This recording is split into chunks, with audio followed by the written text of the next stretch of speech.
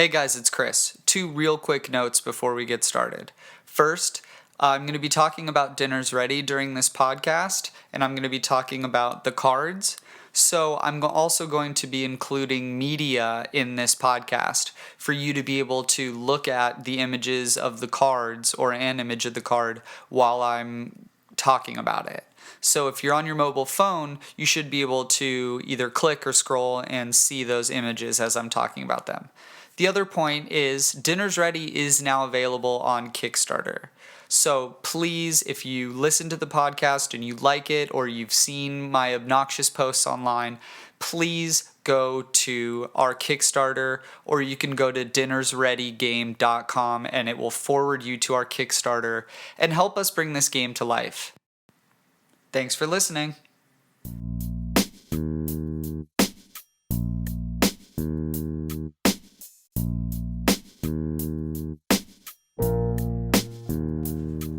Welcome to the Modern Artrepreneur, a podcast documenting my circuitous approach to blending art and entrepreneurship. Back in episode 2, we discussed the beginnings of what would become Dinner's Ready, a cooking card game geared for families teaching their children about healthy foods. We had the basic idea. You would draw a recipe and then collect the necessary ingredients to cook it. But we really weren't sure about what else we would have, what the cards would look like, what the recipes would be, what the gameplay would be, where we would launch it, how we would attract people to buy the game and continue to play the game once they've purchased it. These were a number of the questions that we started to build around. We got a Google Drive going with folders and documents about business plans and card templates. It was nice having somebody else also working hard towards a common goal. I frequently bring in friends to help me with projects in varying degrees, as evidenced by asking Ward Sorick to help me start KMD Music.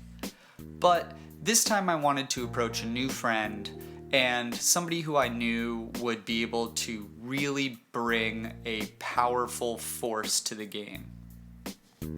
So I found Eric Parker, who is a fraternity brother of mine back at St. Lawrence, and a wonderfully talented artist. I'd seen a couple of the things that he designed in his own free time, as well as for work, and I felt that he would be interested in partnering up with me for this endeavor. So we talked on the phone, as you heard, and he eventually agreed to be part of the game, which now meant the pressure was on. Somebody else was willing to put in their free time and their attention and willing to give up things, including money, in order to make this dream of a cooking card game come true. So he and I went back and forth, developing documents, building templates. We spent the summer discussing every little piece of the game. So one of the decks I took and I just marked up like a lot of just like spacing things and like things to align and stuff like that. Mm-hmm. So I think that's going to be good. And I've already started working on all that stuff and respacing things. We started with the food groups, particularly the FDA's approved food groups, which are fruits, vegetables, meats and nuts, grains, and dairy. I figured if we had recipe cards, we would have the ingredients to make each one. Let's say we started with the idea of 3.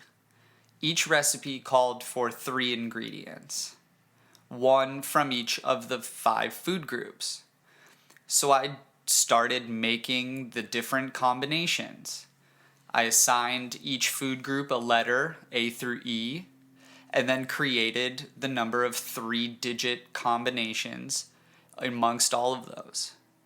I then went through and removed the varying codes that were highly unlikely for food. That would be AAA, BBB, CCC. Those are 3 grains, 3 dairy, 3 meat, because those aren't realistic or likely healthy meals.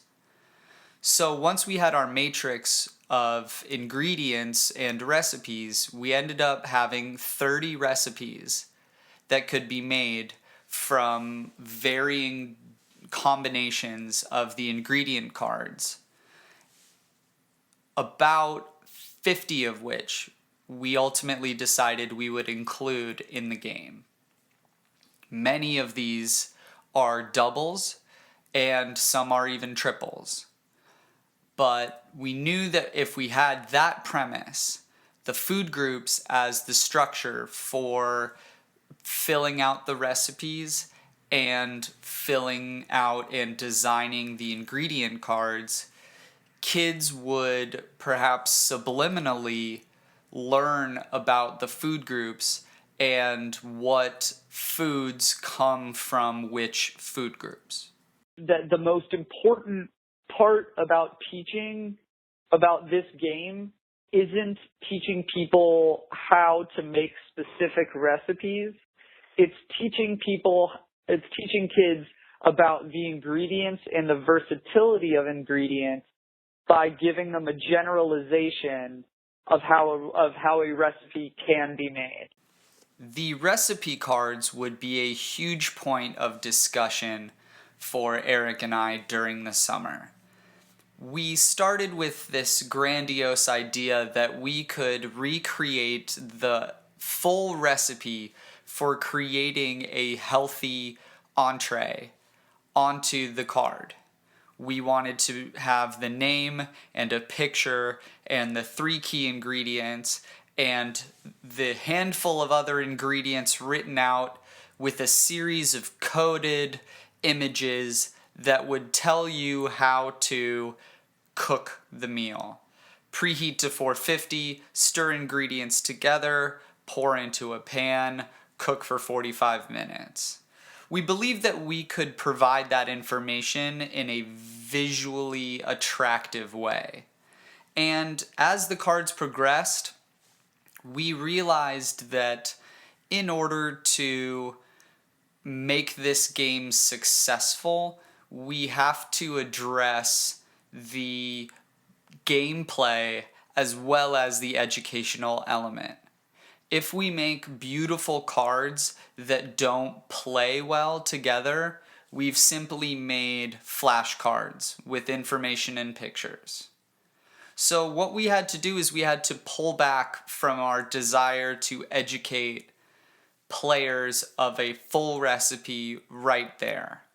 And that is one of the biggest elements of designing the recipe cards and the ingredient cards, was that we had to make concessions when it came to the facts and information that we wanted to put across on the recipe cards.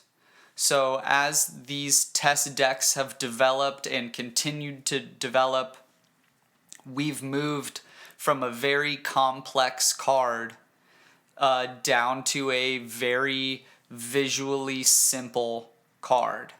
We've got recipes with their names, a picture, and 3 key ingredients. That's it.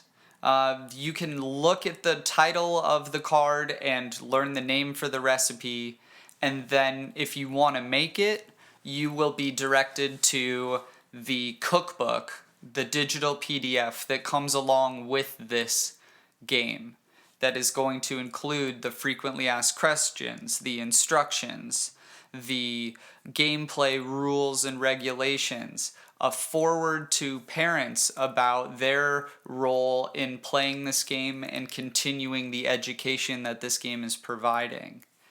All of those things, including the recipes for all of the healthy meals that we're preparing in the game, will be in that book. So we figured if a parent was so inspired to create a meal from the game, it would not be too much to go one step further to go to the book, which hopefully we will be able to get printed as a result of the Kickstarter campaign. But the development of the recipe cards has been the driving force in really delivering our message. How you draw the recipe cards, what the recipe cards look like, and where they go afterwards, the realm of possibility around them, continues to this day to be an issue and a topic of discussion every time Eric and I get on the phone. For the Caesar salad one, I want to make the fork, the place setting, I want to make that all black with the border around the blue black, and then I want to make the Caesar salad typeface black, and I want to just make the symbols bigger. So I want to just pop that a little bit more because it just falls dead a little bit with the gray, the gray look. Yeah. So I want to make all those a little bit more bold, a little bit more in your face. And then for the symbol cards, I think when they grow and get bigger, it'll be more apparent, but I want the outline thickness, the border of the strawberry, the milk, and the cream and the ice cream to be like a higher point.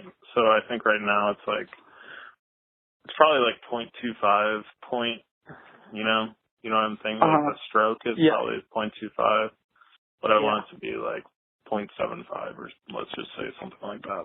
I want it to pop a little bit more. Are there more fun words for meat and beans and veggie? Like, could we say veggies and something else for meat and beans and like something else for grains? The ingredient cards are by far one of my favorite parts of Dinner's Ready. We have created a beautiful template where the images of the foods are right in the middle, and below it we have a fun fact. It feels like a card game, it looks like a card game, but it wasn't always that way. In the very beginning, when we were first developing the concept for the ingredient cards, they were monochromatic symbols. They didn't have any depth. They didn't have any feeling. There was no color. It was each food group had its own color, and it was monochromatic.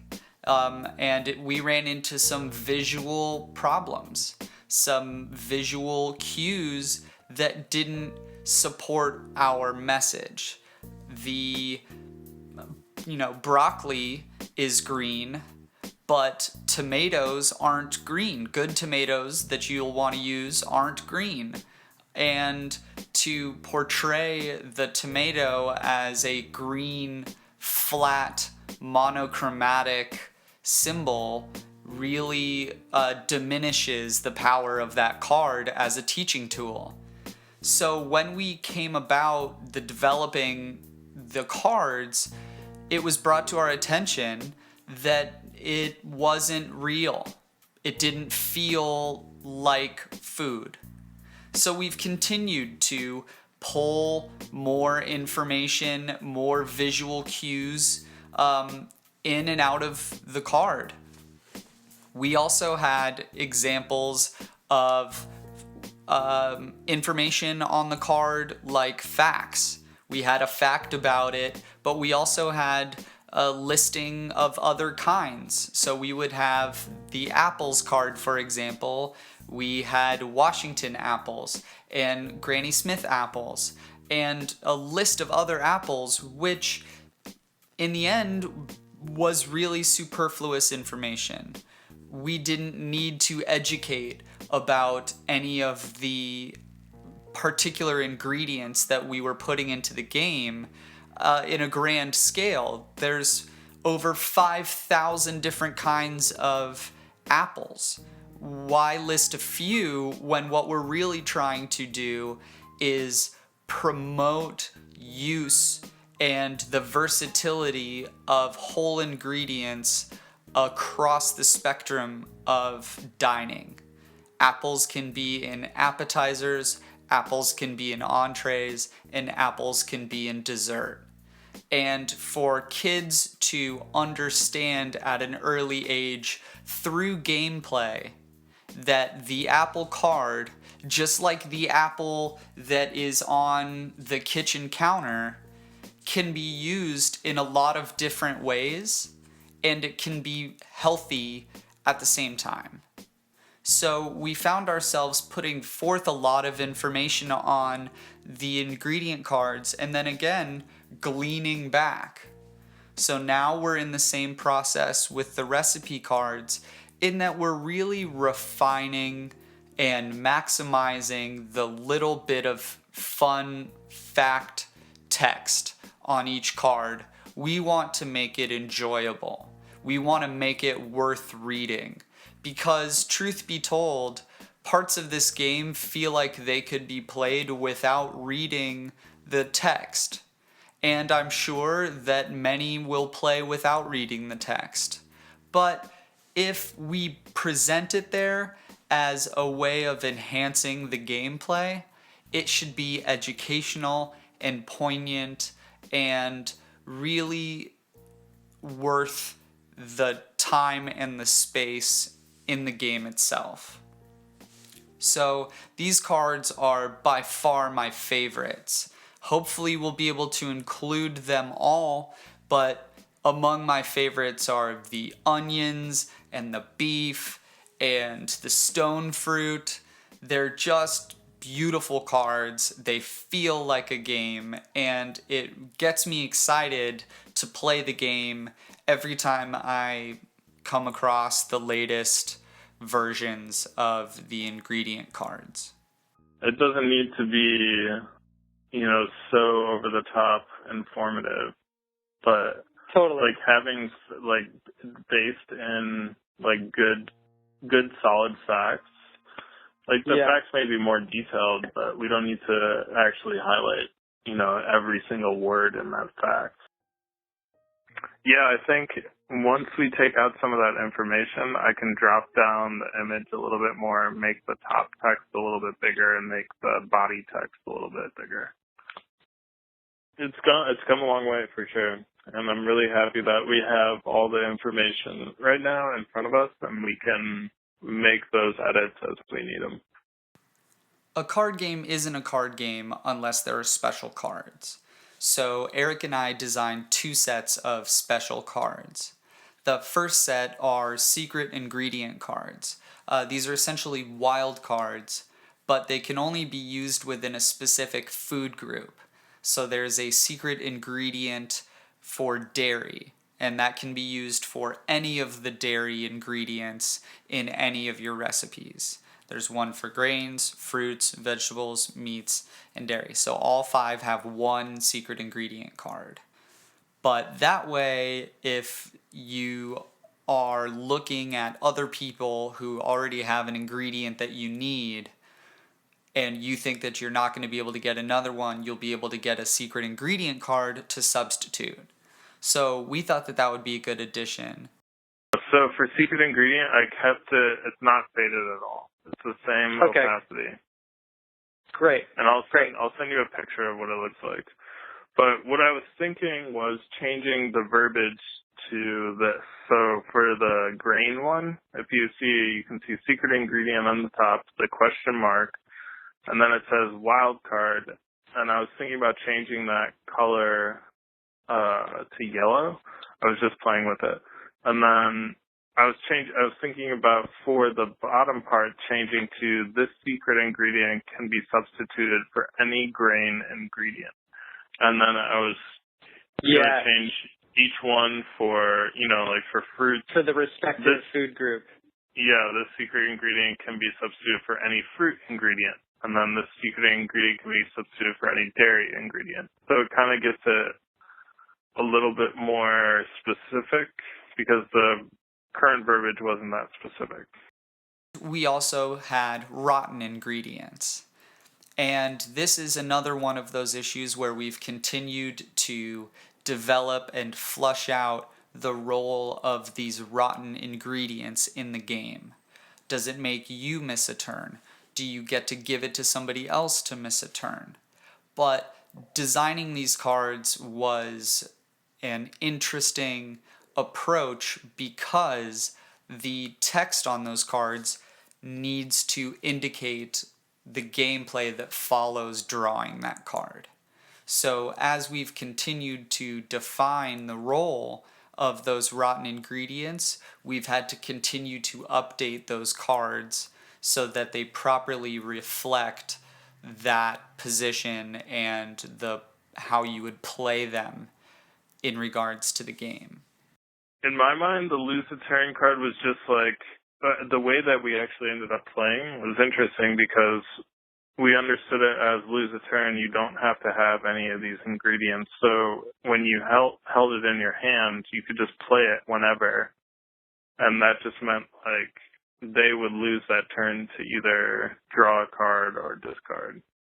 I played it so you would, when you drew, like when you drew a card, you could discard. And so in the ingredient round, you would draw a card. Well, I have to explain like the way that my friends and I played the other night too, because that was kind of a breakthrough as well. But to be honest, like when you pull that card up, like you could just keep it and not tell anybody that like you gotta lose a turn the card, That's a good point. It just felt like it could become more of like a cheating kind of thing, whereas like if you could dole out something, then this would be the thing to dole out, One other special card, I guess you could call it, but it's actually the premise for an expansion pack, is the concept of the family recipe or a do-it-yourself recipe card.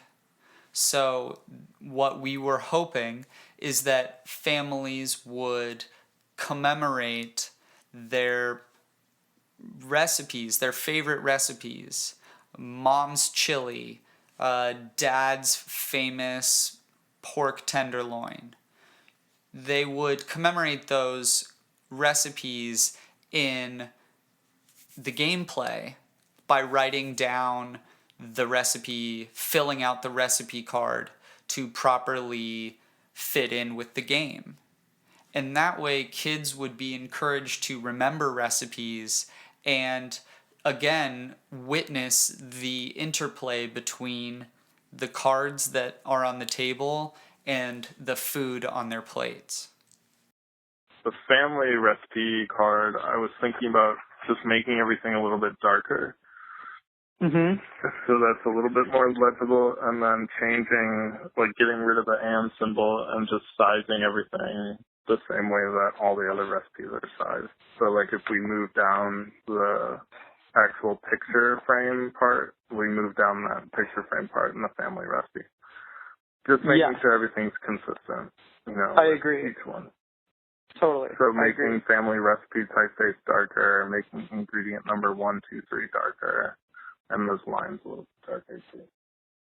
Figuring out how the cards interact with each other, how the players interact with each other, how cards are brought into gameplay and taken out of gameplay, how to collect the cards, all of these factors are hugely important because if they don't play in a smooth, enjoyable, fun way, you aren't going to have the longevity of time.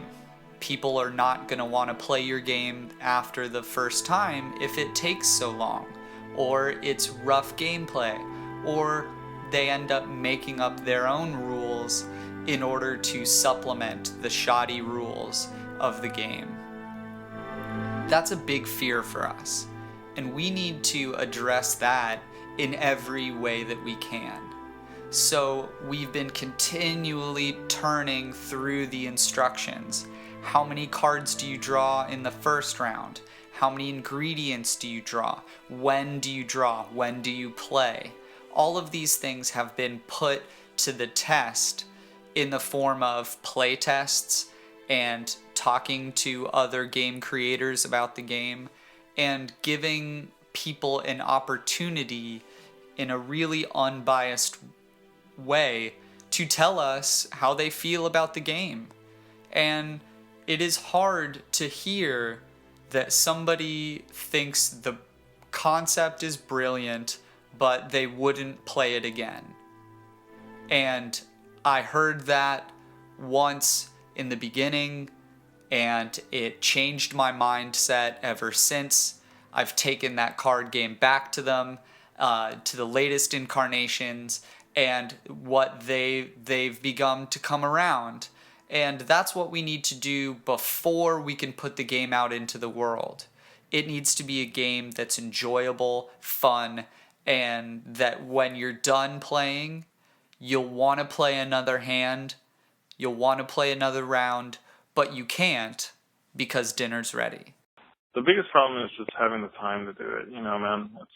It's a lot of time for me after work to go to the grocery store, figure out what all the ingredients are, get all the ingredients, come home, start cooking, cook at 7, get done at 8, eat, and then go to bed, and then do that whole routine again with doing all the design work, with doing all this analytical Facebook work and all the other stuff. So it takes a lot of time, but I'm keeping hacking away at it, man. I'm doing these complex recipes, which is it's fun. It's a really good time. I love doing it.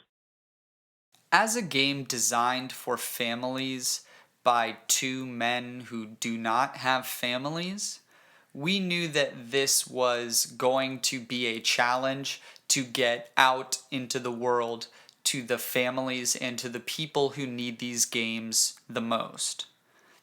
So we ultimately decided that Kickstarter would be the right way to approach the financing of the game.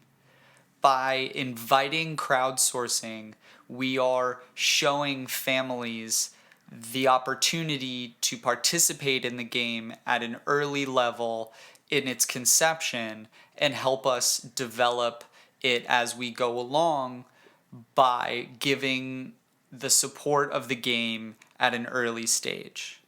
Kickstarter would put us into homes and in front of people that we may not have had access to if we chose a different form of traditional financing or even another crowdsourcing venue.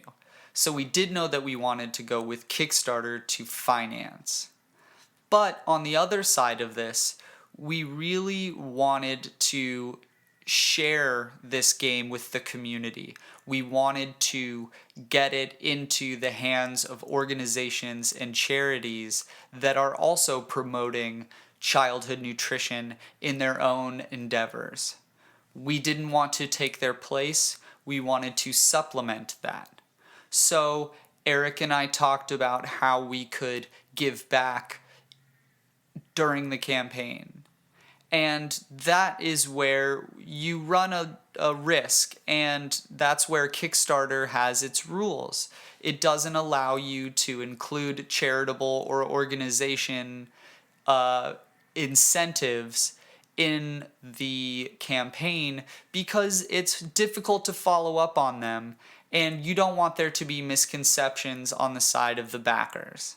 So while I totally understand Kickstarter's rules and regulations for that, it is somewhat disappointing that we can't alert people directly that their purchase is going to help us give back to the community. We wanted to use certain levels of supporters on the campaign to donate decks at cost to charities and organizations. So those were the real issues that we ran into when we wanted to share that we wanted to share with the community, but we couldn't advertise it on Kickstarter.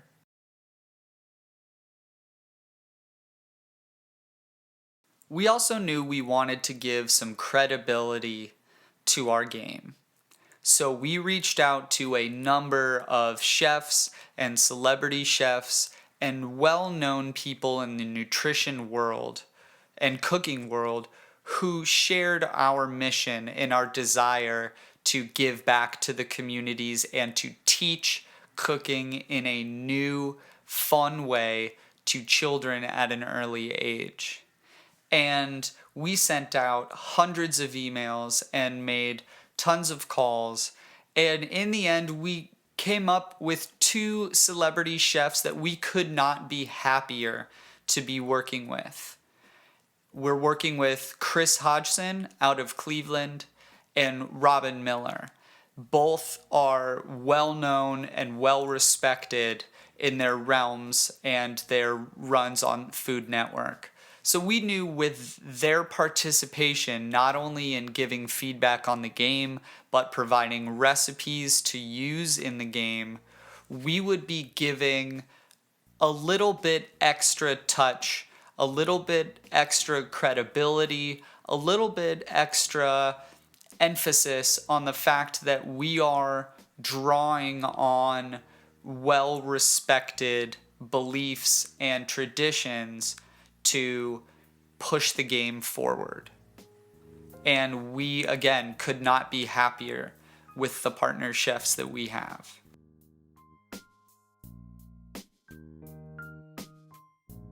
We're 10 days away from launch. Right. And then we've got the first 10 days of launch. And then we're halfway through on the 12th. And then we have the last 10 days of the campaign. Oh, okay. I see. So we're doing a big push on the 1st. This is all guns blazing. This is no shame marketing. Yeah. Right? Because as soon as we hit that, as soon as we get to that, as soon as we hit our goal, right, then there's a little bit less pressure on everything. The Dinner's Ready Kickstarter launched October 1st, 2015. We wanted to raise $4,000 because after our initial estimates and price speculation, we believed that we would be able to accomplish what we wanted to with that amount of money.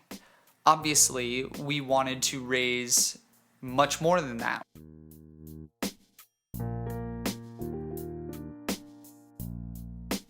Over the first 24 hours, we nearly raised 50% of our goal.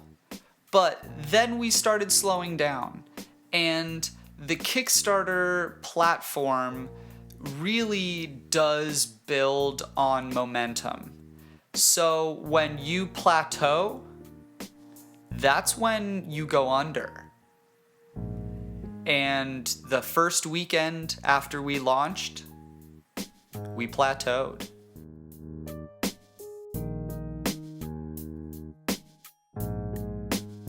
Next week on the Modern Artrepreneur. The last thing I want is to complicate things by saying, hey, I'm going to send you a microphone and this is how it's going to be. I feel like people they'll make it into a big deal and not want to do the show. You know what I mean? And it's a shame because it's not really a big deal. But I think, like we said before, people are inherently lazy, and we've seen it trying to get people on the show, how hard it is and how many times people flake and we're not even giving them microphones. So imagine if we're like, hey, you got to do this.